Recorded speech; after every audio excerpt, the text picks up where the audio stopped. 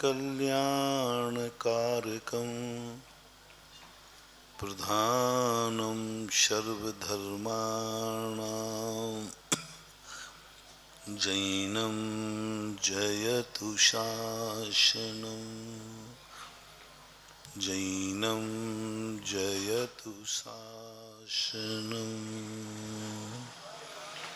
पंच परमेष्टि भगवान की, आचार्य श्री गुरुवर कुंद कुंद महाराज की, आचार्य श्री गुरुवर विद्यासागर महाराज की।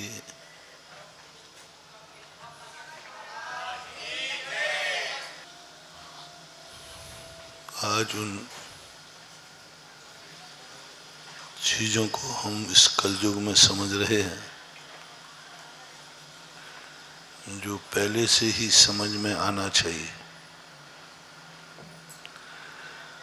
मनुष्य पर्याय में जन्म लेने वाला जीव कुछ बातें एक भाव पहले से ही समझ करके आता है और उसको एक भाव पहले ही सब कुछ ज्ञान लेकर, सम्यक दर्शन लेकर अवतरित होता है। खास तौर से जैनियों में जैनी उच्च कुलीन स्वर्गों से अवतरित होता है। नरक आदि त्रियंश आदि पर्यायों से जन्म लेने वाले इतने उच्च कुलीन नहीं होते हैं जितने आप लोग हैं। उच्च कुल में जन्म लेना बता रहा है कि तुम लोग बहुत ऊपर से आए हैं, स्वर्गों से आते थे और वहाँ वो सब कुछ उनके ज्ञान में होता था। चौथे काल में लोग सम्यक दर्शन लेकर जन्मते थे। पूर्व जन्म में ही आगे की तैयारी करते थे।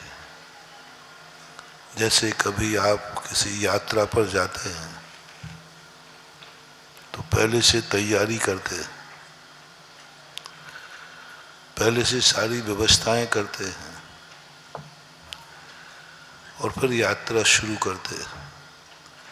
सतयुग में, चतुर्थ काल में जो जीव आते थे वे अपने जीने की पूरी तैयारी एक भाव पहले करते हैं और एक भाव पहले पूरी तैयारी करके वो भूमि धन्य हो जाती है। संसारी प्राणी जहाँ जन्मता है और मरता है वो स्थान अशुद्ध हो जाता है, अशुद्ध स्थान करते हैं। पंचम काल के जीव जहाँ जन्मते हैं वो स्थान अशुद्ध करते हैं। जिस माँ के पेट से जन्मते हैं उनको अशुद्ध करते हैं, पूरे परिवार को अशुद्ध करते हैं और जब मरते हैं तब भी अशुद्ध करते जाते हैं। मरते हैं तब अशुद्ध करके जाते हैं, घर में सूतक लग जाता है, घर को शुद्धि करना पड़ती है। पंचम काल के जीवों के जन्मते ही घर की शुद्धि होती है, जन्मते ही पूरा परिवार को शुद्ध होना पड़ता है, यहाँ तक कि माँ को भी अशुद्ध होना पड़ता है। पूरा परिवार इतना अशुद्ध हो जाता है कि 10 दिन तक धर्म से वंचित कर दिया जाता है। मृत्यु होती है तो 10 दिन 13 दिन तक सब धार्मिक कार्यों से उसे अलग कर दिया जाता है। लेकिन सतयुग में जो महान आत्माएं जन्मती थी, जिस स्थान पर जन्म जाती थी वो स्थान तीर्थ बन जाता है। आप देख लीजिए, महापुरुषों ने, तीर्थंकरों ने जन्म लिया, आज भी तीर्थ है। श्री राम ने जहाँ जन्म लिया आज वो अयोध्या तीर्थ है। सारी दुनिया वहाँ वंदना कर रही है, उस भूमि के लिए लड़ रहे हैं। उस भूमि के लिए लोग कितनों ने प्राण दे दिए हैं, कितने लोगों ने संघर्ष झेला है, मंदिर के लिए नहीं। मंदिर तो कहीं भी बन सकता था, मंदिर तो कई बन चुके हैं कई, लेकिन उस भूमि के लिए जहाँ वो महान आत्मा ने जन्म लिया था, जो जन्म इसी जन्म में नहीं जन्मांतरों से पावन थी, पवित्र थी। जैन तीर्थंकरों ने जहाँ जन्म लिए, आज भी सारे जन्म स्थल तीर्थ के रूप में परिवर्तित। महान आत्माएं जहाँ निर्माण प्राप्त करते हैं, वे सिद्ध क्षेत्र बन जाते हैं। महान आत्माएं जिस घर में जन्मती वहाँ सूतक नहीं लगता, माँ को भी अशुद्ध नहीं करते। आगम में ऐसा उल्लेख है कि महान भगवान आत्माएं जहाँ जन्मती हैं, वो किंचित मात्र भी उनके परिवार को, उनके घर को कोई सूतक नहीं लगता। माँ किंचित मात्र भी अशुद्धि को प्राप्त नहीं होती, और वो भूमि किंचित मात्र भी गंदी नहीं होती जिस भूमि पर महान आत्माएं जन्म लेती हैं। सारी दुनिया जहाँ मरती है उसको अशुद्ध मानते हैं, घर अशुद्ध हो जाता है, यहाँ तक कि तुम्हारी डेड बॉडी जहाँ जलाई जाएगी वो मरघट भी अशुद्ध मानते हैं। कहते हैं मरघट से कोई लौट के आता है तो स्नान करना पड़ता है, मरघट से कोई निकल जाए तो उसको स्नान करना पड़ता है, मरघट से कोई रात में निकल जाए तो डर लगता है, बताते भूत चिपक जाते हैं रात में निकल जाए तो डर लगता है। लेकिन हमने एक ऐसी आत्माओं को देखा जहाँ वो मरण को प्राप्त होते हैं, वो लाखों करोड़ों वर्षों के लिए तीर्थ बन जाता है। यहाँ से भगवान ने शरीर छोड़ा था, कितना अंतर आ गया। एक सामान्य आत्मा शरीर छोड़ती है तो वो डेड बॉडी अशुद्ध हो गई, छू नहीं सकते, नहाओगे नहाओगे, जहाँ जलाओगे वो स्थान को अशुद्ध करोगे, नहाओगे। और जब महान आत्माएं अपना शरीर छोड़ती हैं, क्या गजब की बात है। महान आत्माएं जब शरीर छोड़ती हैं तो वो जीवन इतना क्षेत्र पवित्र बन जाता है, सिद्ध क्षेत्र बन जाता है, जहाँ उनका नख और केश संस्कारित होते हैं। आज संवेद शिखर में उन तीर्थंकरों ने शरीर छोड़ा, वो आज तक लोगों के लिए वंदनीय है। आप लोगों को तो छोड़ो, हम मुनियों के लिए भी वंदनीय है। देवताओं की वंदना करते, यहाँ महान आत्मा ने शरीर छोड़ा था। जन्म के बालक को कोई छूता नहीं, बताते हैं आप लोग कि उसे दाई नहलाती है, कोई धाय माँ जो भी होती हो। कुछ अलग ढंग के लोग होते हैं जो जन्म के बच्चे को नहलाते हैं, छूते हैं। हॉस्पिटल में भी बताते हैं कुछ अलग ढंग की नर्सें होती हैं जो जात कर्म करती हैं, परिवार के लोग नहीं करते, उच्च कुलीन नहीं करते। लेकिन जब तीर्थंकर अवतरित होते हैं तो साक्षात सबसे श्रेष्ठ तीन लोक में सची और सौधर्मेंद्र खुद उस बालक को उठा के ले जाता है। नहा ही नहीं, जन्म ही हुआ अकेला, बालक को किसी ने साफ भी नहीं किया, धोया भी नहीं। कितना पवित्र बालक है कि स्वर्ग का देवता का आकर उठा के, उसका पहला नहन देवता करेगा पहला नहन देवता करेगा, कोई अलग ढंग के कोई नियुक्त किए हो। तीन लोक में, संसार में सर्वश्रेष्ठ उच्च पद सौधर्म इंद्र का माना जाता है। सबसे श्रेष्ठ नारी उसकी इंद्राणी सची मानी जाती है। और कौन से कार्य करने के लिए चल पड़ी उस बालक को, जिस बालक के संसारी प्राणियों के लिए अलग ढंग के लोग, जो अलग क्वालिटी के लोग होते हैं, वो इस कार्य को करते हैं। इतना डिफरेंस क्यों? इतना अंतर क्यों? वो आत्मा जन्मी तो उसको छूने के लिए सर्वोच्च पद वाले लोग आ गए, उसको अभी पहला अभिषेक कराने के लिए बालक का मेरू पर्वत पर ले गए। मेरू पर्वत पर ले गए जहाँ मंदिर हैं, भगवान हैं, वहाँ नहन का होगा उसका। और संसारी प्राणी का इतना अंतर क्यों? मंदिर सबसे बड़ा अंतर है कि वो सब कुछ पूर्व भाव से लेके आते।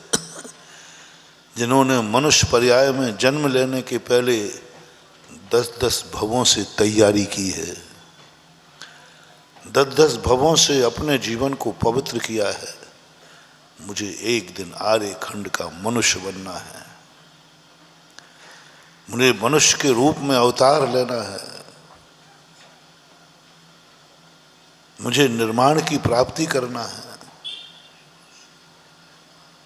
किसी अच्छे पद को पाने के लिए लॉटरी का टिकट मत मारना कि खुल जाएगा। शकुनी मामा के पासे नहीं है कि फेंकने से आ जाएगा। ये कोई टॉस नहीं है कि चित्र पट्ट करोगे तो आ जाएगा। ये कोई किस्मत का खेल नहीं है कि तुम अच्छे हमारी किस्मत में होगा तो अच्छे बन जाएंगे, हमारी किस्मत में होगा तो हम टॉस खेल लेंगे, हमारी किस्मत में होगा तो आ जाएगा।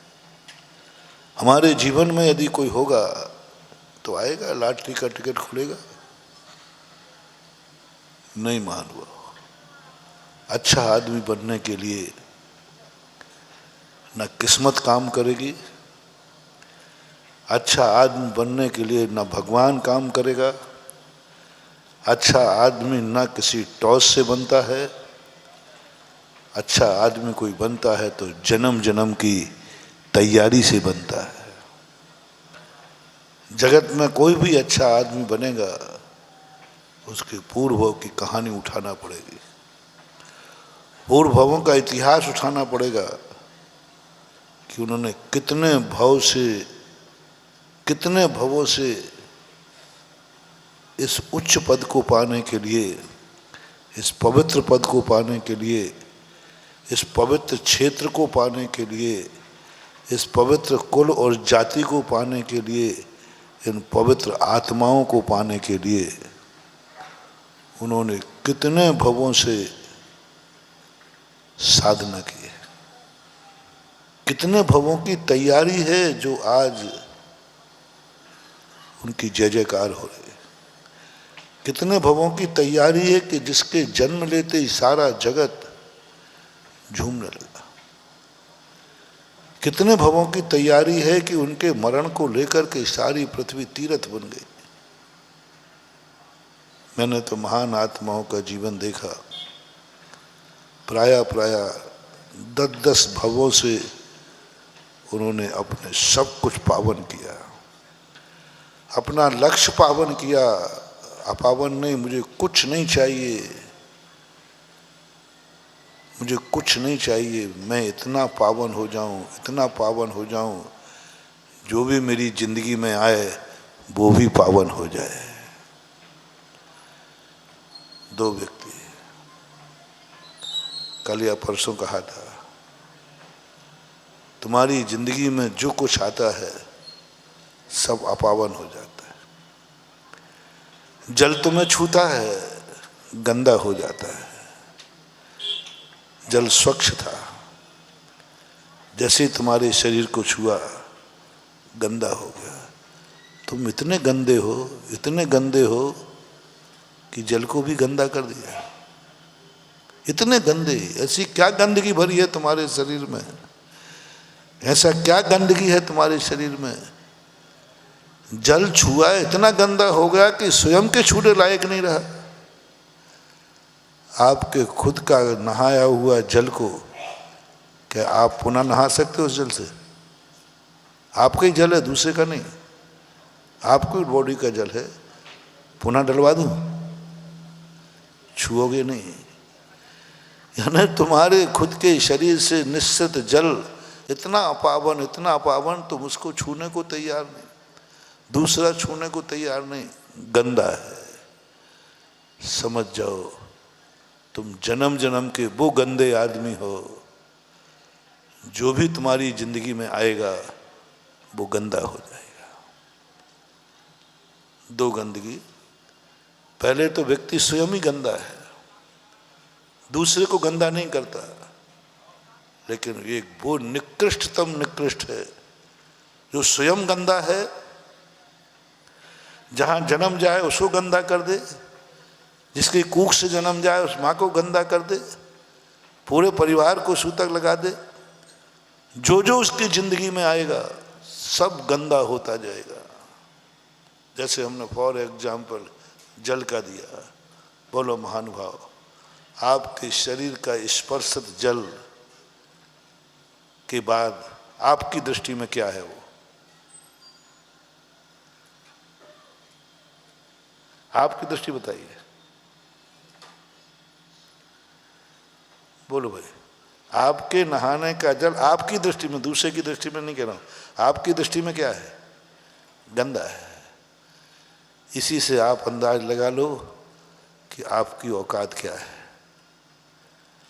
आप अपने आप को ज़्यादा महान मत मानना, आपकी यही औकात पता चल गई, जिस जल ने छुआ वो गंदा हो गया।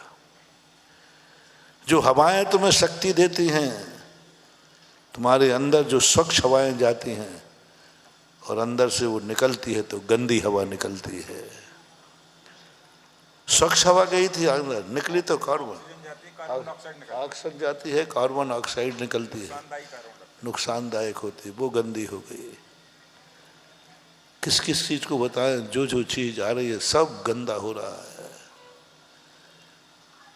लेकिन कुछ आत्माएं ऐसी होती हैं, महान आत्माएं, जो मैंने अभी प्रारंभ में कहा था, जन्मते हैं वो स्थान पवित्र हो जाता है, जिनकी कूख में जन्मते हैं वो माता पवित्र हो जाती है, 3 लोक की पूजनी बन जाती है, और वो स्वयं इतना पवित्र, और उसके शरीर पर जल डल जाए तो गंदा नहीं होता, गंदोदक हो जाता है। क्या है? उन्हीं भगवान तो, वो भी तो संसारी थे, लेकिन उनके जल का गंदोदक हो गया। जल उनमें भी ढला, उन पे भी आया, लेकिन इतना पवित्र हो गया, इतना पवित्र हो गया कि सारे लोग उसको सिर पे धारण कर रहे हैं, चरणामृत पी रहे हैं, चरणामृत पी रहे हैं। चरणों का, पैरों का धुला हुआ तो सबसे गंदा होता है। आप लोगों के पैरों का धोवन सबसे ज्यादा गंदा है, लेकिन इस दुनिया में ऐसे लोग भी हैं महान, जिनके चरणों का जल इतना पावन हो जाता है कि लोग उसको बोलते चरणामृत, लोग उसको बोलते गंदोदक। क्यों? ये प्रकृति में पक्षपात क्यों? क्यों ऐसा क्या होता है प्रकृति में किसी को इतना पावन? बंधु, मैंने पहले ही कहा, ये प्रकृति का दोष नहीं है, ये किस्मत का दोष नहीं है, ये स्वयं का दोष है। 10-10 पर पहले जिन्होंने भावना भाई मेरा मन पवित्र हो, इतना पवित्र हो, इतना पवित्र मन हो कि मेरे मन में जिसका भी ध्यान आ जाए उसका भी कल्याण हो जाए।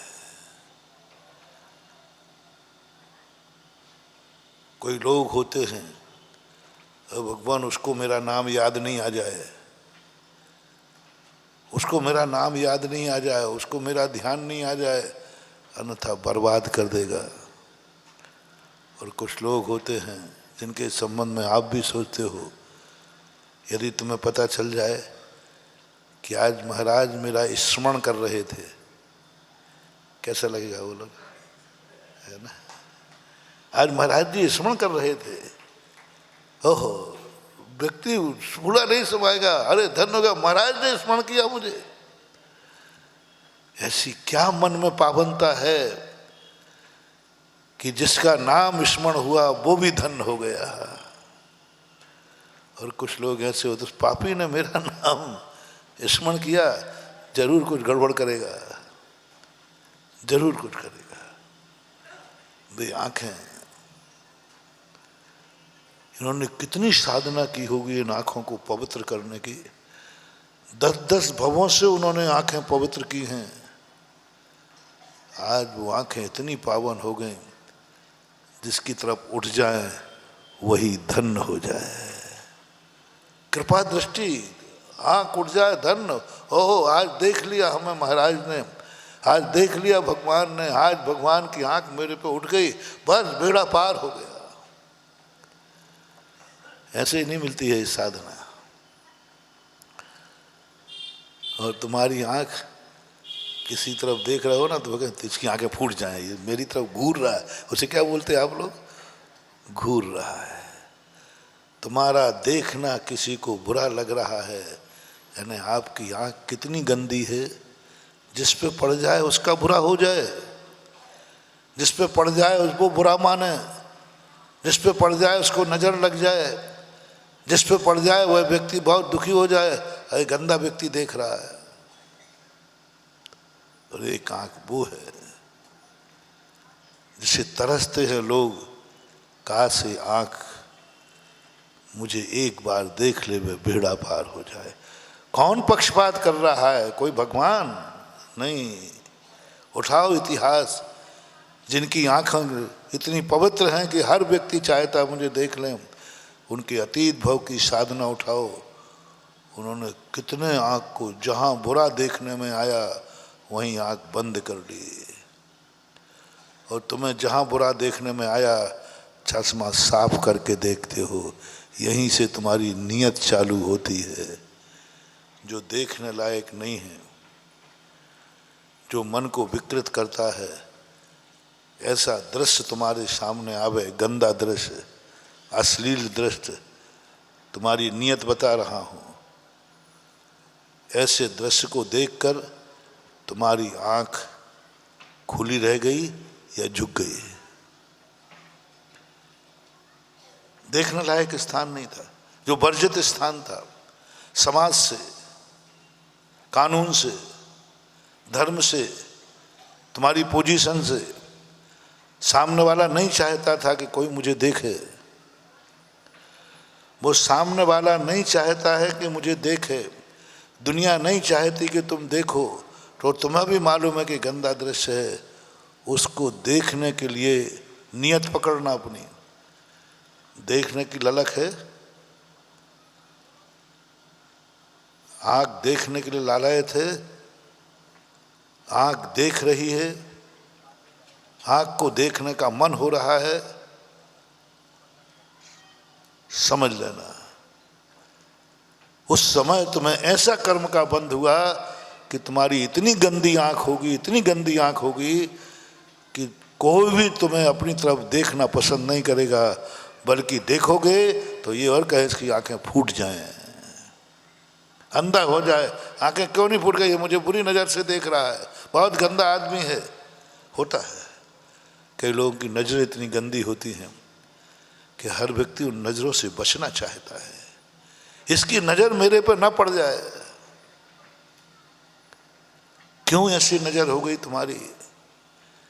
क्योंकि तुमने हर गंदे दृश्य को देखने में रुचि दिखाई, हर गंदे दृश्य को देखने में तुम्हें मजा आया, हर गंदे दृश्य को। हमारे साथ हम साधु लोग आप लोगों से क्यों कहते हैं कि वो गंदी पिक्चर मत देखो, वो गंदे दृश्य मत देखो?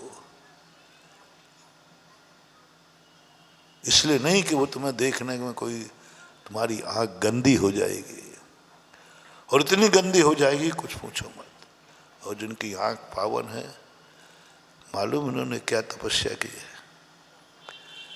जब भी इनको कोई गंदा दृश्य देखने की स्थिति आई, उन्होंने आँख झुका ली, भाव भी नहीं किया, आँख झुका ली। नहीं, ये दृश्य मुझे देखने लायक नहीं है। महावीर ने सबसे पहले अपने साधुओं को कहा, संसार में रहो लेकिन संसार को देखना मत। नासा दृष्टि, दृष्टि झुका करके, जिसकी दृष्टि जहाँ राग द्वेष के निमित्त बनते हैं, जिसकी आँख झुकी हुई लग जाए, समझ लेना यही साधु है। यही सज्जन है। सारी दुनिया उसे देखने को लालायत है और उसकी आंख झुकी हुई है। बस झुकी हुई आंख ही भगवान बनने का इशारा है। झुकी आंख, और वो इतनी, जिस समय आंख झुक जाती है ना, कोई गंदा दृश्य आते, गंदा पोस्टर आते, जिसको देखकर राग द्वेष हो जाता है, वहाँ आंख झुक जाए। गंदा पिक्चर पोस्टर लगा है, आंख झुक जाए। मोबाइल में कोई गंदा चित्र आ रहा है, आंख झुक जाए। कोई रूप सी नारी, सुंदर नारी सामने निकल रही है, सावधान। मन क्या कर रहा है? आंख देखने का मन कर रहा है या झुकने का? हमारे संयम के उसमें आया है, शास्त्रों में आया है। उन दृश्यों को, उन शरीर के अंगों को निरीक्षण करने का भाव आना तुम्हारे संयम का घात है। संयम का घात है। वहीं तुम्हारी आंख गंदी होती जाएगी, वहीं तुम्हारी आंख गंदी होती जाएगी। तुम्हारी आंख ऐसे स्थान को देखने के लिए लालायत। आंख झुकेगी, आंख पवित्र हो जाएगी। साधना है मानो। ऐसा ही नहीं गंधारी की आंख में ऐसी तख्ती आ गई कि जिसको देख ले वो वज्र का हो जाए। क्या गजब की तमाशा है। और तुम लोग तो देखो तो जो वज्र है वो भी टूट जाए है ना। नजर लग जाती ना, कहते ना, बुरी नजर लग रही तो कहते वज्र भी टूट जाता है, ऐसा लोग कहते हैं। और एक आंख वो है जिसको देख ले वो वज्र का हो जाए। ऐसे ही नहीं मिल गई। कितने वर्ष की साधना थी। कौन व्यक्ति है जो आंख पे पट्टी बांध दी और ऐसी पट्टी बांधी कि कुछ भी नहीं देखना, कुछ भी नहीं देखना। कितने वर्ष? अंदाज लगा लें। गंधारी की जब तक पट्टी बंधी रही, जब तक दुर्योधन भी बाप नहीं दादा बन चुका था। जिस समय महाभारत युद्ध हुआ ना, उस समय पांडु और कौरव सब दादा बन चुके थे। उनके बेटा हो गया था और बेटे के भी बेटे हो गए थे जब महाभारत युद्ध हुआ। पांडव में और दुर्योधन में भी। दुर्योधन के भी संतान थी, उनके भी शादी हो गए, उनका भी बेटा हो गया। पांडवों के भी तो आपको मालूम ही है, पांडव के यहाँ बेटा हुआ। पांडवों के यहाँ बेटे का बेटा हो गया परीक्षित। अर्जुन का बेटा कौन था? अभिमन्यु। और अभिमन्यु का बेटा परीक्षित, पोता था, परीक्षित था। इतना बड़ी उम्र में भी, यानी कितनी उम्र में आपके हिसाब से लगाए, आप लोग दादी कितने उम्र में बन जाती हैं शादी के बाद? 40 साल तो मान लें लगभग। उस समय तो और बड़ी उम्र होती थी। इतने सालों तक आंख पे पट्टी बांधे रखना, घुटन नहीं होती? घुटन नहीं हुई होगी? अपन तो यही जानेंगे घुटन होती होगी। गंधारी जानती है कि मुझे आनंद आ रहा है। और इतनी शक्ति अर्जित हो गई, इतनी शक्ति कि वो पट्टी खोलकर जिसे देखेगी वही वज्र का हो जाएगा। आंखें पवित्र हो गई। क्या है ये? साधना है। आंखों को पवित्र करना कोई गॉड गिफ्ट नहीं है, कोई लॉटरी नहीं है, एक साधना है जो महान आत्माएं वर्षों से करते हैं। ये कान पवित्र, उसको आवाज न सुनने में आ जाए, वो मेरी बात न सुन ले। वे ऐसे गंदे कान हैं और ऐसे भी पवित्र कान हैं कि 2 मिनट सुन ले वे ना तो फूले, आज महाराज ने मेरी बात सुन ली, 2 मिनट सुन ली, लेकिन सुन ली। तो महाराज ने कुछ किया नहीं किया, मुझे करे या नहीं करे, मेरी बात सुनना थी तो उन्होंने सुन ली। तो महाराज ने कुछ दिया है क्या? कुछ एक्शन नहीं, हमें एक्शन से मतलब नहीं, बस मेरी बात तो सुनाना थी तो सुन ली। वो वाणी जिसके दो शब्द कोई बोले तो सर्वनाश हो जाए, वो वाणी दो शब्द मिल जाए तो जगत का कल्याण हो जाए। ऐसे नहीं ये वाणी होगी महानुभाव, ऐसे नहीं तुम ये प्रवचन सुनने बैठे हो, ऐसे ही नहीं महान आत्माओं की वाणी सुनने के लिए लालायत रहते। वर्षों वर्षों तक साधना की होगी उन्होंने, कहीं एक मुख से कोई गंदा शब्द न निकल जाए, एक मुख से कोई गाली न निकल जाए, इस मुख से कोई ऐसा शब्द न निकल जाए जो किसी को दुख देवे, इस मुख से ऐसा कोई अश्लील शब्द, कोई गंदा शब्द, कोई क्रोध का शब्द, कोई झूठ। वर्षों वर्षों, वर्षों नहीं जन्म जन्म से 10 भव से साधना की होगी कि मुख से कोई गंदा शब्द न निकल जाए, कोई अहितकारी शब्द न निकल जाए, कोई अनैतिक शब्द न निकल जाए। वो 10 भवों की साधना है कि आज उनकी वाणी में 10 भव से झूठ नहीं बोला, आज उनकी वाणी में कुचित कदाचित झूठ निकल जाए तो भी सत्य हो जाता है। यदि भूल करके अमावस्या को पूनम कह देवे ना, ऐसी आत्मा है धोखे से चला कर नहीं, कभी निकल जाए, क्योंकि 14 के बाद अमावस्या भी आती है और 14 के बाद मान लो धोखे से कह दिया कभी किसी ने, क्या है आज पूनम है, और थी क्या, उन्होंने कभी में भी जन्म जन्मांतरों में भी एक ही प्रार्थना की, हे भगवान इस मुंह से कभी झूठ ना निकले, और निकल गया। ब्रह्मांड को बदलना पड़ेगा, चंद्रमा को बदलना पड़ेगा, और उस दिन पूनम होना पड़ेगा, और हुआ है, हुआ है। मैं 1-2 बार सुना चुका हूँ, जयपुर की घटना है। राजा ने पूछा दीवान से, उनकी एक ही बात थी, भगवान मेरे मुंह से कभी झूठ ना निकले, निकल गया अनायास। राजा कहता है पंचांग क्या बोल रहा है, अमावस्या, फिर तुमने पूनम क्यों बोला, यदि आज शाम को पूनम नहीं हुई तो जीभ काट ली जाएगी। सारी दुनिया सारे पंचांग लेके बैठे, साहब देखो आप जिस पर विश्वास करते हो उससे आपने पूछा आपको कितना झूठा हो गया, पूनम बता दिया और है अमावस्या। अब राजा तो राजा ही होता है। शाम को जयपुर के बड़ी चौपड़ के सामने सभा हुई, आज अमावस्या निकलेगी तो दीवान जी की जीभ कटेगी, और यदि पूनम निकल आए तो जो पंचांग बनाने वाले हैं इनके सिर कटे सिर कटेंगे। क्या चमत्कार हुआ, 18वीं शताब्दी की घटना है। सामने गलता के पीछे से थाली के बराबर पूर्णिमा का चंद्रमा निकलता हुआ जगत ने देखा, देख के दंग रह गए। राजा ने कहा जिन जिन ने पंचांग बनाए इनके सब सिर कलम कर दो। दीवान जी कहता राजन नहीं, पंचांग गलत नहीं है। कैसे नहीं, सामने चंद्रमा दिख रहा है।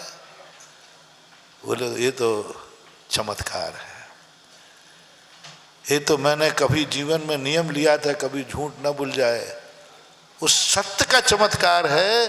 आज अमावस्या ही है। कितनी साधना की होगी उस दीवान ने, कितने संकट झेले होंगे सत्य के लिए, कितने संकट झेले होंगे, कितने बार सत्य बोलने पर वो कितने बड़े संकट में पड़ गया होगा, तो भी उसने कहा मरूं तो मर जाऊंगा। सत्य बोलने पर कई बार राजपाट भी छूट गया होगा, हरिश्चंद्र जैसा छूट गया, बोला तब कहीं जाकर के आज उनकी वाणी में इतना है कि लोग दो शब्द सुनने के लिए लालायत होते हैं, और जो जो कह देते हैं वह हो जाता है, होना पड़ता है। रोम रोम पवित्र है। हाथ तो आपके पास भी है, भगवान के पास भी है, साधु के पास भी। क्यों क्यों इस आशीर्वाद के लालायत रहते हो? अरे खुद का हाथ है, सुबह उठ करके यहाँ रख लिया करो। क्यों? ऐसे नहीं। कितने जन्म से, कितने वर्षों से साधना की होगी, इन हाथों से कहीं बुरा ना हो जाए, इन हाथों से कहीं बुरा ना हो जाए, इन हाथों से जब भी हो अच्छा हो। क्यों मरते हो पैर छूने के लिए गुरुओं के, भगवानों के? क्या है? ऐसा करो, कल एक चाकू लाना दो, तुम अपने पैर को भी थोड़ा काटना, पहले तुम अपना काटना, बाद में मेरा भी काट। दोनों में क्या निकलेगा? चमड़ी, हाड़, मांस, खून निकलेगा। क्या निकलेगा? कुछ नहीं निकलेगा। तो फिर क्यों मरते हो, क्यों छूते हो, क्यों साधुओं को भीड़ में घुसते हो? तुम्हारे पास पैर नहीं है क्या? सुबह उठा करो, थोड़ा अकेले में पढ़ना, नहीं तो लोग आगरा भेज देंगे, पागल हो गया है। ऐसे वर्षों साधना, जिन जन्म जन्म में साधना की होगी, ये कदम कहीं गलत कार्य के लिए नहीं जाएंगे, गंदे स्थान पर नहीं जाएंगे, किसी के अहित के लिए नहीं जाएंगे, किसी की जिंदगी बर्बाद नहीं करेंगे। भवों भवों से जो देख करके चले हैं, देख करके कहीं पैर से एक जीव ना मर जाए, मेरे चलने से कोई चींटी ना कुचल जाए, मेरे पैर ये कहीं गंदे रास्ते पर ना चले जाएं।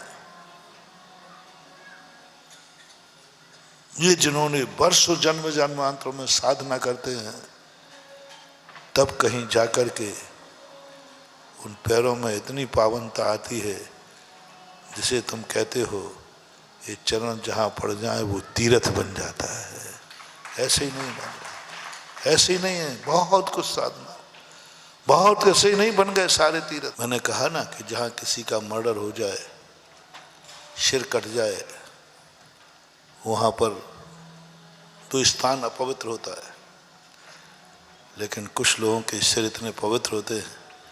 अभी इंदौर के वैद्य जी आए थे, बैठे चर्चा कर रहे थे एक ऐसे आत्मा की, बहुत पवित्र था, निश्चल था, बालक था लेकिन निश्चल था।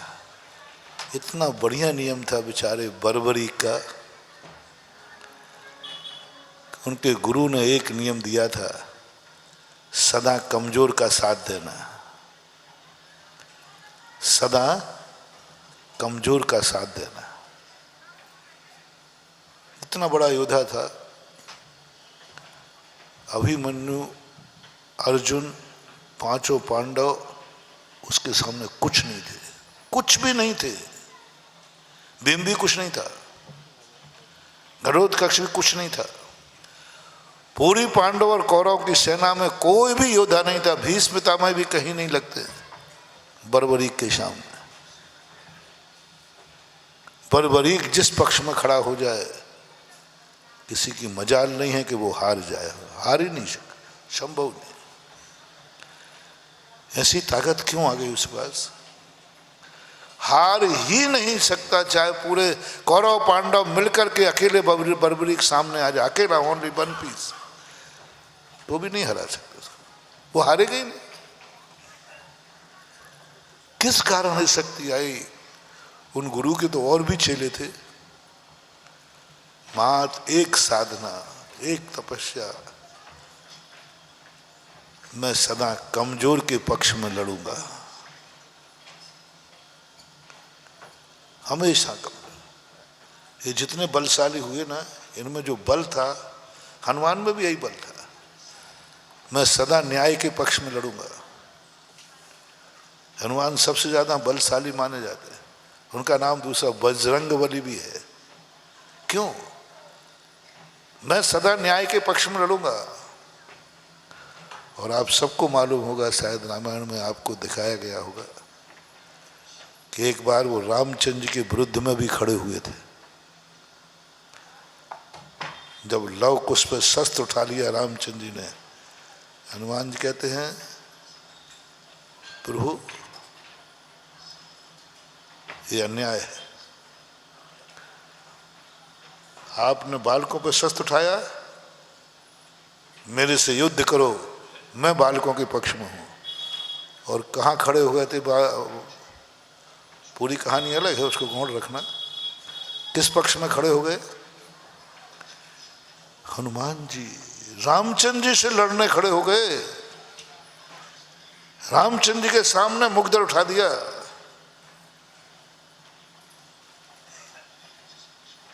उस समय सारा ब्रह्मांड कांप गया। हनुमान जी और रामचंद्र जी से युद्ध करेंगे? तो हनुमान जी कहते हैं कि देखो रामचंद्र जी, मैं ना तो राम का मीत हूं ना रावण का मीत हूं, मैं तो न्याय का पक्ष है। न्याय का पक्ष जहां है वहां हनुमान है। जैन दर्शन के अनुसार हनुमान पहले रावण के, उनके जो पूर्वज थे ना, वो रावण के ही रिलेशनशिप में थे, विद्याधर थे। हनुमान जी के पिताजी का नाम था पवनंजय।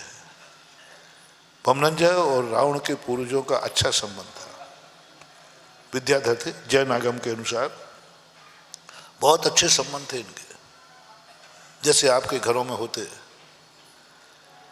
लेकिन जब रावण अन्याय के पक्ष में गया तो हनुमान ने छोड़ दिया और न्याय के पक्ष में आ गए, रामचंद्र जी के पक्ष में। हनुमान, सुग्रीव, रावण, ये सब माया विद्याएं जानते थे, सब मायावी थे। माया विद्याएं सब जानते थे। आकाश में उड़ना, रूप बदल लेना, रूप छोटा बड़ा करना, रावण के पास भी थी विद्या और सुग्रीव के पास भी थी विद्या और हनुमान जी के पास भी विद्या थी। छोटा करना, बड़ा करना, आकाश में उड़ जाना, ये सब थे। लेकिन जब सत्य की बात आई तो पक्ष में हो गए। और जब रामचंद्र जी से बात आई तो वहां भी विरुद्ध में खड़े हो गए। ये जो शक्तियां हैं, राम के विरुद्ध में खड़े होकर शस्त्र उठाना, हाँ, उनके कारण से हैं आज उनकी शक्तियां हैं। बर्बरीक का मात्र एक गुण, मैं नियम करता हूं गुरुदेव, सदा कमजोर के पक्ष में लड़ूंगा। जैसे ही बर्बरीक आया, पूरे पांडव खुश हो गए। अब तो कोई विकल्प ही नहीं है, अब तो युद्ध अपन। बर्बरीक आ गया ना। बर्बरीक कौन कहलाना? धर्मराज वगैरह का, भीम का पोते कहलाना ना, पोते कहलाना। क्योंकि घटोत्कच था, घटोत्कच का बेटा बर्बरीक था। भीम का बेटा घटोत्कच और घटोत्कच का बेटा बर्बरीक, तो पोता कहलाना। पोते आते ही सबको उसने बुझा गया। श्री कृष्ण समझ गए, जितने ये खुश हो रहे हैं ये मामला समझते नहीं है। बर्बरीक को कुछ विद्याएं श्री कृष्ण ने भी उसको दी थी, क्योंकि हमारे यहाँ नीति है, एक अक्षर भी यदि हमें किसी से मिला हो तो वह गुरु की कोटि में आता है। कितना? एक अक्षर। एक अक्षर का भी ज्ञान यदि हमें कहीं से मिला है तो गुरु की कोटि में आता है। उसका कभी नाम नहीं छुपाया जाता है।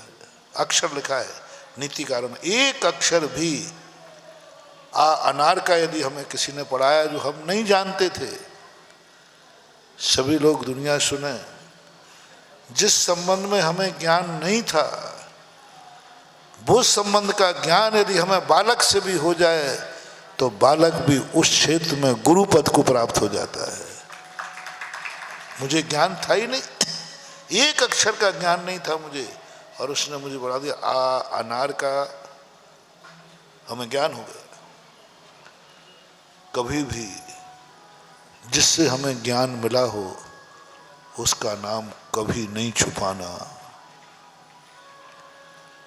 कई लोग आजकल ये पैटर्न चल रहा है, दूसरों की किताबें रखकर नई किताब लिख देना, दूसरों के प्रवचन संग्रह करके कह देना, दूसरों के कोटेशन नीतियां लेकर के और ये दाना देखा मुझे कितना बड़ा ज्ञान है।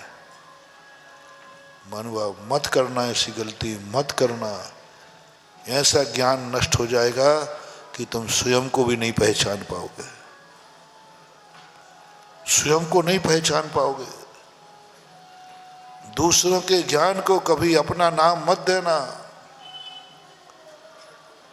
दूसरे के ज्ञान को कभी अपने नाम से मत देना, मत देना। कभी गलती नहीं करना। लेना तो पड़ेगा, लेना तो पड़ेगा, स्पष्ट नाम लेना। ये हम फलानी किताब से बोल रहे हैं, ये फलाने ने नीति दी है। यदि रावण से भी मिला है तो रावण का नाम लो कि ये ज्ञान मुझे रावण से मिला है। वहां मत देखो कि रावण पापी है, वहां नहीं दे। वहां तो ये क्या देखना है, क्या देखना है, इससे मुझे ज्ञान मिला है। लक्ष्मण खुद रावण के पास जाकर ज्ञान लिया और विनय की, ऐसे ही नहीं रहा, विनय की। बताओ, रामचंद्र जी ने अपने भैया को रावण के सामने, पहले तो लक्ष्मण ने विनय नहीं की थी तो ज्ञान नहीं दिया। रावण भी बहुत आगे का आदमी था। विनय के बोल, विद्या ददाति विनयम।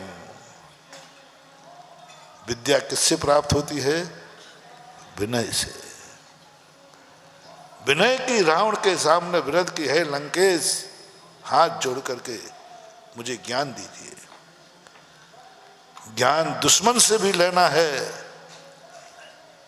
तो भी विनय करने से चूकना मत, क्योंकि बिना विनय के ज्ञान ले लोगे तो ज्ञान तुम्हारे काम नहीं आएगा।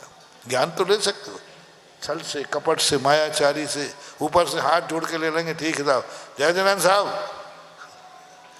नहीं, वो ज्ञान काम नहीं आएगा, वो ज्ञान काम नहीं आएगा। गुरु से कभी भी, किसी से भी ज्ञान की विद्या लो, किसी से भी ज्ञान की विद्या लो, कभी छल कपट नहीं करना। जिससे कुछ लेना है उससे कभी बिना छल कपट के नहीं करना, मायाचारी से नहीं करना, बिल्कुल सरल हृदय से। क्योंकि ज्ञान तुम्हें दे रहा है तो उस समय तुम अंतरंग से विनय करना। कारण उसका छल कपट से करोगे वो ज्ञान काम नहीं आएगा। जैसा वैष्णव दर्शन में कर्ण का, कर्ण ने गुरु से छल कपट से ज्ञान प्राप्त किया। गुरु ने कह दिया, कर्ण तूने छल कर, पूरी कहानी नहीं बता रहा हूं, छल कपट से तूने ज्ञान प्राप्त किया है। जिस उद्देश्य से तूने ज्ञान प्राप्त किया है, जिस समय तुझे इस ज्ञान की जरूरत पड़ेगी, ये ज्ञान तुझे याद ही नहीं आएगा। पूरा वर्णन अभी समय नहीं है। वहां विद्या, और यही हुआ अंत में जब कर्ण की स्थिति बनी युद्ध में,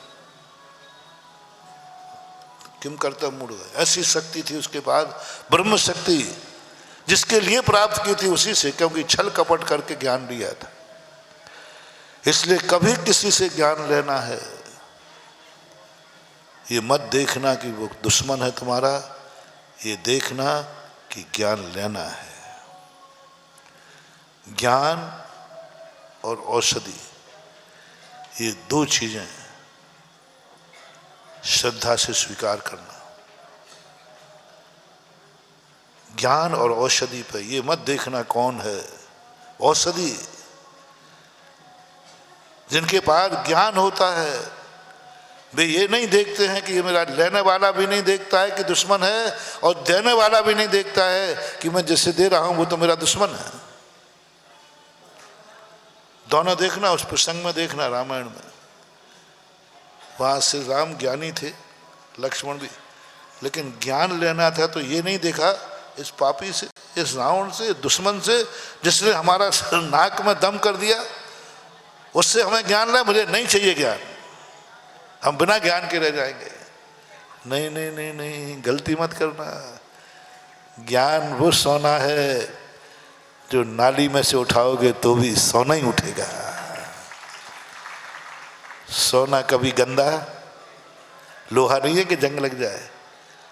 एक ही धातु है सोना चांदी जो कभी सेकंड हैंड नहीं होती। जितनी धातु है उनकी कोई चीज बना लो, बाद में बेचने जाओ तो आधे दाम पर, और सोना चांदी कितना ही पहन लो उसका दाम। ज्ञान ऐसे ही है, किसी के पास चला जाए, कहीं चला जाए, लेकिन ज्ञान ज्ञान रहेगा। ज्ञान सोना है। ज्ञान लेते समय ये नहीं देखना कि कौन है, ज्ञान है ना इसके पास, ले लो। जाओ लक्ष्मण, भैया कहाँ भेज रहे उस रावण के पास जिसने, रामचंद्र जी ने यही समझाया, लक्ष्मण सोना यदि नाली में पड़ा है तो बोलो उठाने लायक है कि छोड़ने लायक? बोले उठाने लायक। क्या वो नाली में सोना पड़ा होने से गंदा हो गया? नहीं। ऐसे ज्ञान महानुभाव, ज्ञान महानुभाव, ज्ञान नहीं छोड़ना। हमारे अकलंक निकलंक वहां जाकर के ज्ञान लेने पहुंच गए जो जैन धर्म का सबसे बड़े द्रोही थे। बौद्ध और जैनियों का उस समय युद्ध था, लेकिन ज्ञान बौद्धों के पास था, शब्द ज्ञान। चले गए, ज्ञान के लेने चले गए। अरे दुश्मन से क्या ज्ञान लेना, भले बिना ज्ञान के ले जाए, लेकिन दुश्मन से नहीं लेना। ये भूल कभी मत करना। यदि ज्ञान मिलता है तो आप उस समय लक्ष्मण को याद रखना, किससे ज्ञान लेने पहुंच गया, किसकी विनय कर डाली। और ज्ञान लोगे तो विनय करना ही पड़ेगी। देते समय ध्यान रखना, तुम्हें यदि किसी चीज का ज्ञान, ये तो लेने वाले की बात करी, अब देने वाले की बात करो। यदि ज्ञान तुम्हारे पास से देने आए, देने की बात आए, तो तुम मत ये देखना कि दुश्मन है कि मेरा है। रावण कहे लक्ष्मण मैं तुझे ज्ञान दूं, तुझे तूने तो मेरी जिंदगी बर्बाद कर दी, तूने तो मेरी लंका बर्बाद कर दी, और तूने तो मेरा भी तहस नहस, तुझे ज्ञान दूं। रावण नीतिज्ञ था। रावण कहता है जब लेने वाले ने दुश्मन नहीं देखा तो मैं तो और नीतिज्ञ हूं, मैं देने के लिए दुश्मनी नहीं देखूंगा, मैं पात्र है दे दूंगा। जब रावण एक बार भी नहीं कहा हे लक्ष्मण तुझे ज्ञान दूं, मैं तुझे नीति दूं, गुस्सा नहीं आया। जिनके हाथ से मरा, जिसके हाथ से जमीन में पड़ा, उसने ज्ञान की जब बात आई तो ज्ञान देना शुरू कर दिया, ज्ञान दे दिया। औषधि लेने वाला कभी, यदि सच्चा वैद्य है तो तुम ये मत देखना कि वैद्य कौन है, दुश्मन का वैद्य है कि कौन का।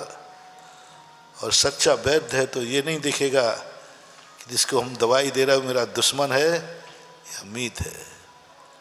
वैद्य और ज्ञान, इन दो में मीत और दुश्मन होते ही गजब, मैं तो गजब करता हूं। सुषेण वैद्य को बुलाया, किसको? लक्ष्मण की शक्ति की दवाई के लिए। अरे दुश्मन का वैद्य जहर दे देगा। किसका वैद्य था भाई? सुषेण। उसको चुन रहे हैं, देखना भाई लक्ष्मण को दवाई दे। आजकल का डॉक्टर नहीं था बाबू। वैद्य सेकंड भगवान होता है, वैद्य संसार का दूसरा भगवान होता है। रामचंद्र जी का इतना विश्वास, पूरे के वैद्य है, ये दुश्मन का वैद्य है, रावण का वैद्य है, जहर दे देगा, उल्टा घुमा देगा। घुमा सकता था कि नहीं पहले बताओ? कोई भी जड़ी बूटी बता देता, और रात भरी तो निकालना थी। कहते थे चले जाओ मानसूत्र पर कोई दूसरे पहाड़ पर भेज देता, छानते रहो खाक जब तक सुबह हो जाएगा। रावण को, सुषेण वैद्य को रावण को साथ देना चाहिए था। 16 या 17वें दिन रावण बड़ी मेहनत से लक्ष्मण को धराशायी कर पाया था। कितने दिन लग गए थे? 16 या 17 दिन ऐसे कुछ है। इतने दिन में कितना संहार, कितना नाश किया, तब जैसे तैसे लक्ष्मण को बांध पाया। तो वैद्य जी को तो कायदा से रावण का काम करना चाहिए था, एक जहर की पुड़िया। क्यों कहा जाता है उसको सतयुग? क्यों कहा जाता है उसको चौथा काल? कुछ ना कुछ विशेषता तो हो। जब मैंने ये चित्रण पढ़ा, सुषेण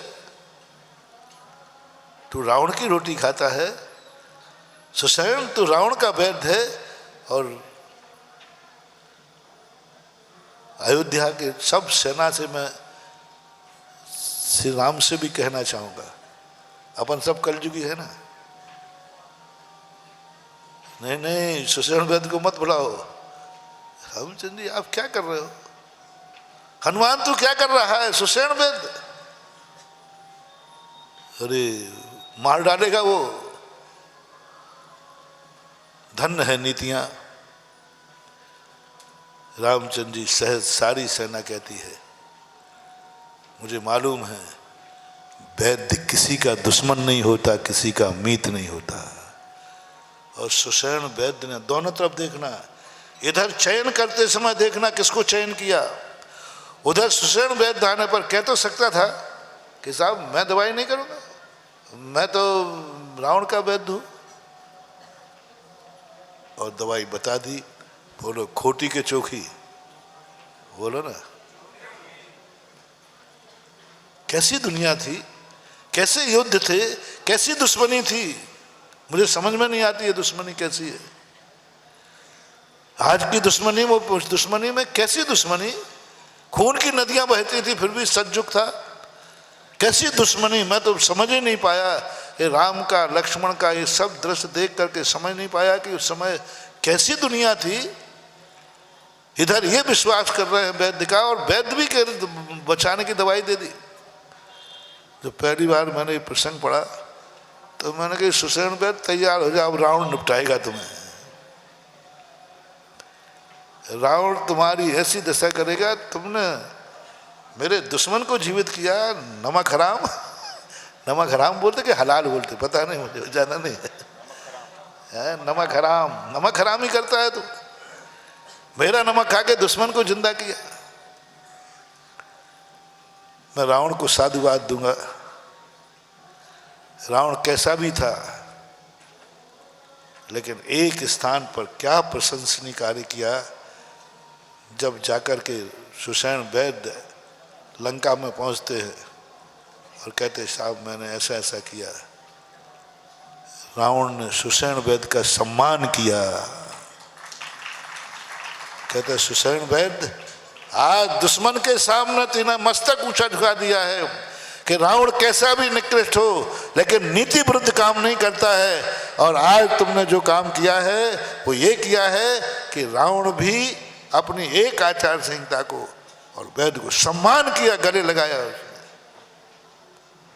और कहा तुमने मेरा मस्तक ऊंचा उठा दिया कि रावण का राज्य भी क्या है और रावण के पास क्या नीतियां हैं।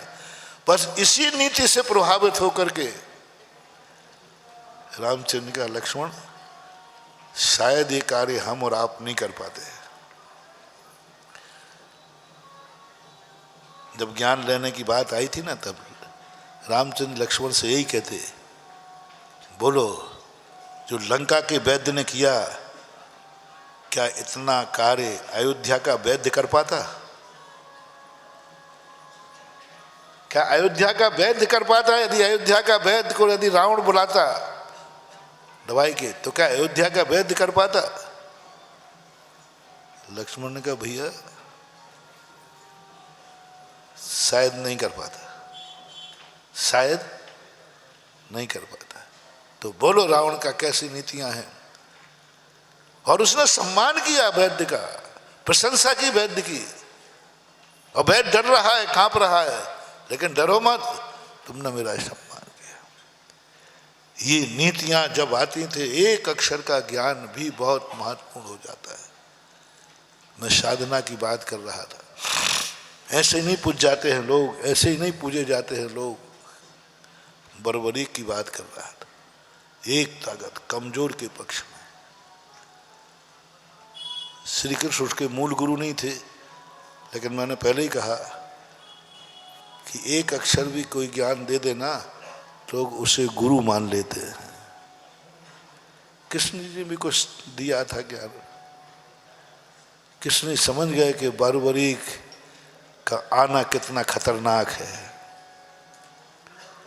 महत एक ही व्यक्ति समझ पाए थे कि बर्बरीक से आने के बाद ये लोग जो हंस रहे हैं ना, खुशी मना रहे हैं, यही इनको खतरनाक।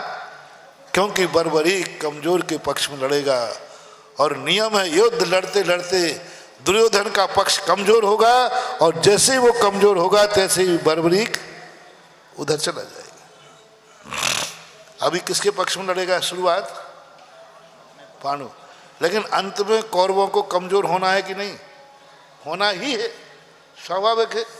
और जैसे ही कमजोर पक्ष देगा, बर्बरीक वहां कूद जाएगा, और जैसे ही बर्बरीक वहां जाएगा, जीता हुआ युद्ध हारना पड़ेगा।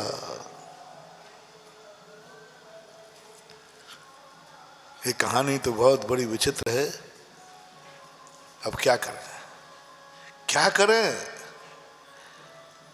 श्री कृष्ण ने पांडवों से कहा, बस या तो युद्ध जीत लो, युद्ध जीतना है, राज्य प्राप्त करना है तो पोते को खो दो। एक राज्य को प्राप्त करने के लिए एक नगर को आहूत करना पड़े तो कोई बात नहीं, एक नगर की रक्षा करने के लिए एक परिवार को आहूत करना पड़े तो कोई बात नहीं, एक परिवार को बचाने के लिए एक को आहूत करना पड़े तो कोई बात नहीं। आज तुम्हें हस्तिनापुर बचाने के लिए बर्बरीक को खोना पड़ेगा, फैसला कर लो। बर्बरीक रहेगा तो हस्तिनापुर नहीं रहेगा तुम्हारे हाथ में, और बर्बरीक को खो दोगे। अब वो क्या करते आगे अंत में? चौथे काल के शिष्य कितने भोले होते थे, और मुझे तो गुरुओं में छल कपट दिखता है। गुरुओं में छल कपट दिखता है, मायाचारी दिखती है। और शिष्य कितना भोला था, कितना भोला था वो एकलव्य, कितना भोला था एकलव्य। मांग लो गुरु क्या चाहिए, कैसे फंसा लेते थे ये लोग। कैसे मांग लो क्या चाहिए, गुरुदेव जो मांगोगे। क्या मांग लिया? सब कुछ मांग लिया, विद्या ही खत्म कर दी। बर्बरीक बेचारा भोला आदमी, भोला बालक था। बोले आप मेरे गुरु हैं, जो मांगोगे गुरु दक्षिणा में दे दूंगा। हृदय विदारक घटना है। शायद हम और आप पास होंगे कि नहीं होंगे,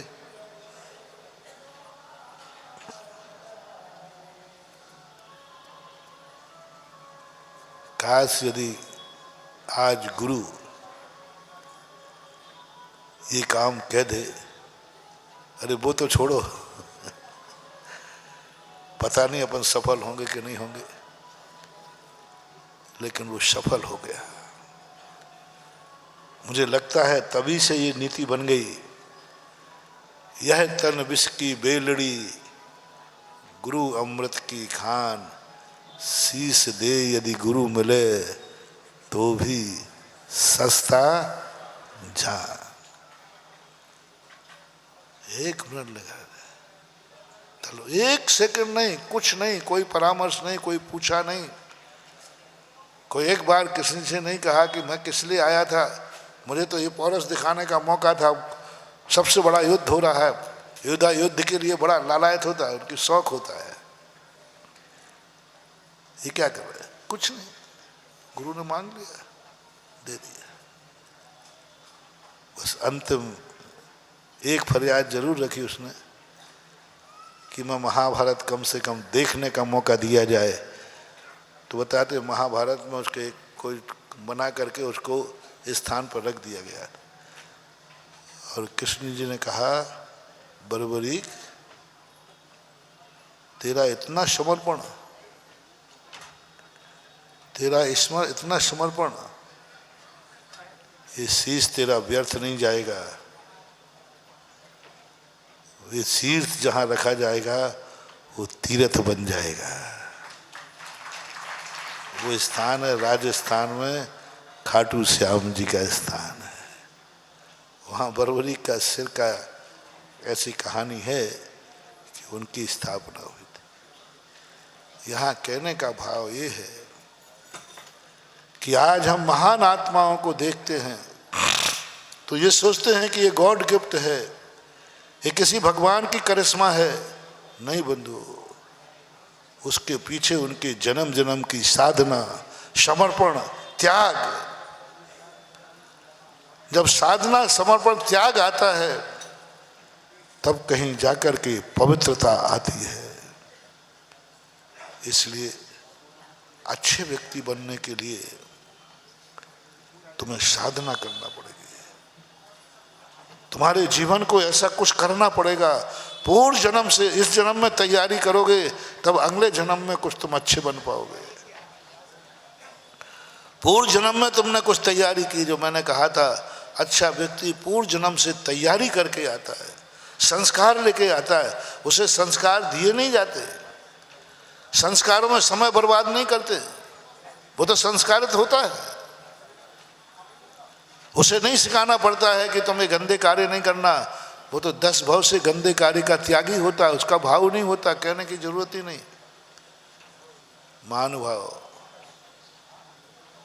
जब पूछना पड़ता है कौन हो तुम, कौन बैठे हो भाई तुम लोग बताओ, जैनी हो ना, कोई ब्राह्मण है ना, कोई उच्च कुलीन है ना। जब उनसे हम पूछते हैं, शर्म लगती, बहुत शर्म, बहुत शर्म, तुम शराब तो नहीं पीते। समझ लेना, इससे बड़ा तुम्हारी जिंदगी में गुरु तुम्हें जैन मान रहा है, तुम्हारी बल्दियत जैन है, और गुरु को शक क्या हो गया। अरे महानुभाव, जैन उनको मिलता है कुल जो जन्म जन्म के नशा के त्यागी होते हैं। उन्हें नशा त्याग कराना, बल्कि हंसी होना चाहिए। तुम्हें कहना चाहिए, जब मैं कहूं कि तुम शराब तो नहीं पीते, तुम गुटखा तो नहीं खाते, तुम रात्रि में तो नहीं भोजन करते, तो तुम्हें हंसना चाहिए। महाराज जी आप क्या बात रहा, मालूम मैं कौन हूं। ये मत बोलना कि महाराज मेरा त्याग है, महाराज त्याग किए देता हूँ। क्या कहना गुरु से, बोले महाराज जी आप क्या पूछ रहे हो, आपको मालूम मैं कौन हूं, मालूम मैं कौन हूं, मैं जैन हूं, जैन, मैं जैन हूं महाराज, जैन। आप क्या पूछ रहे, शराब, क्या सूरज पश्चिम से निकल सकता है, क्या सूरज पश्चिम से निकल सकता है, नहीं निकल सकता। तो जैन कुल में जन्म लेने के बाद ये दुर्गुण नहीं हो सकता। है कोई दावा करने वाला, है कोई बाप अपना बेटे का दावा करने वाला, है कोई बेटा अपने बाप का दावा करने वाला, है कोई जैनी अपने कुटुंब का दावा करने वाला, है कोई जैनी अपने रिश्तेदारों का दावा करने वाला कि महाराज जैनी है, बस इतना ही काफी है। आप पूछो शराब नहीं पीते हो, आपको ये शक कैसे हुआ। महाराज ये हमारी इज्जत का सवाल है, आप हमारी इज्जत का सवाल है। आपकी दृष्टि में मेरे कुल पर यह प्रश्न, आपके मन में यह संदेह हुआ क्यों, क्यों हुआ। महाराज को बेटा यदि ओरिजिनल जैन हो तो जब तक चुप नहीं होना, जब तक महाराज ये ना कह दें आई एम सॉरी प्लीज। कैसे कहा आपने, बताओ कैसे कहा आपने। जैनी और शराब पी सकता है, जैनी के घर में रात्रि भोजन हो सकता है, जैनी कभी अभक्त सेवन कर सकता है। क्या ये पहचान तुम्हारी बन सकती है? क्या मुझे कभी संदेह हो जाए तो आई एम सॉरी प्लीज कहने का सौभाग्य मुझे मिलेगा? मैं दुर्भाग्य नहीं मानूंगा। यदि कभी किसी मैंने से पूछ लिया और वो कहे महाराज जी मैं जैनी हूं, आपके विकल्प कैसे हुआ, मैं इतना खुश हो जाऊंगा, इतना खुश हो जाऊंगा, मैं 100 बार आई एम सॉरी प्लीज कह दूंगा। मैंने गलती हो गई, मेरी गलती हो गई, मुझे इतना ही पूछना चाहिए था तुम कौन हो, बस मैं जैन हूं, पर इससे आगे मुझे नहीं पूछना चाहिए था। कायदा से, किससे? कायदा से मुझे इतना ही पूछना चाहिए कि वह जैन है, बस। बोलो आज यदि हम ये विश्वास कर लें इतने पे, बस मुझे कुछ नहीं पूछूंगा आज के बाद, तुम कौन हो? बोलो महाराज मैं जैन हूं, तो बोलो मामला क्या हो जाएगा?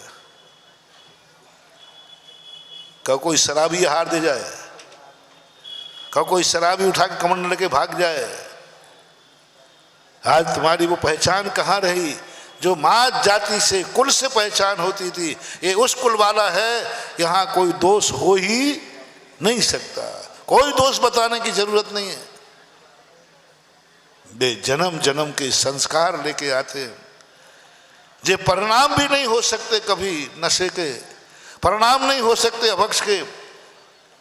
पूर्व भाव का जो जैनी जन्म लेके आया है, जैन कुल से आया है, वो मरते मर जाएगा, रात में खा ही नहीं सकता। वो शराब गुटखा, अरे राम राम राम, मर जाए तो भी नहीं खाए, क्योंकि तो पूर्व जन्म से लेके आया है, पूर्व जन्म से लेके आया है। और आज मुझे संदेह है कहीं धोखे से जाकर तुम जैनी बन गए हो, धोखे में जाकर कहीं जैनी बन गए हो। बात कुछ दूसरी है। समय आपका हो गया, क्योंकि आज कार्यक्रम दूसरे भी है। पर महानुभाव आज बहुत मार्मिक बात कही। बुरे आदमी कहाँ से बन के आते हैं, अच्छे आदमी कहाँ बनते हैं? इनकी कोई खान नहीं है जिसमें से अच्छे आदमी निकलते हो, बुरे आदमी निकलते हो। जन्म जन्म से जो बुराइयां करता आया है, जन्म जन्म से जो अच्छाइयां करता आया है, वो संस्कार कई लोगों में कोई बुरे होने के किसी ने संस्कार नहीं दिए। किसी ने शराब पीना नहीं सिखाया, किसी ने पाप करना नहीं सिखाया, किसी ने गाली देना नहीं सिखाया। तुम कैसे सीख गए? किसी ने नहीं सिखाया, तुम कैसे सीख गए? कुछ नहीं बंधु, जन्म जन्म के तुम पापी हो, वो संस्कार लेके आए हो, इसलिए तुम बिना सिखाए सीख जाते हो। चर्चा चलो अपन फिर कल देखेंगे। आज इतने कह के विराम करता हूँ। महावीर भगवान की